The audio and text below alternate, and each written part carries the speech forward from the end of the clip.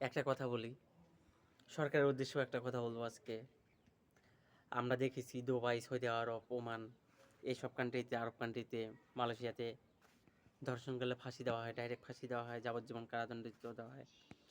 কখনো ওই আসামিগুলো বের হয়ে আসতে পারে না। আর সৌদি আরবে ডাইরেক্ট ফাঁসি দেওয়া হয়, গলা কেটে হত্যা করা হয়। ইসলাম ইসলামিক শরিয়াত হিসেবে দেশের শাসন ঠিক আছে, কিন্তু বাংলাদেশের নেই। আজকে একটা কথা বলি, যে বর্তমান যিনি আছেন বাংলাদেশ সরকার প্রেসিডেন্ট, তার উদ্দেশ্যে ভিডিওটা আজকে বানানো হলো। বাংলাদেশে এমন নিয়ম করা হোক যে যারা ধর্ষণ করে, ধর্ষণকারীদের ডাইরেক্ট ফাঁসি দেওয়ার কোনো আপিল নাই। আর যেসব উকিলেরা, যেসব উকিল ব্যারিস্টাররা এইসব ধর্ষণকারীদের বিরুদ্ধে লড়ে, তাদের প্রতি আন্তরিকভাবে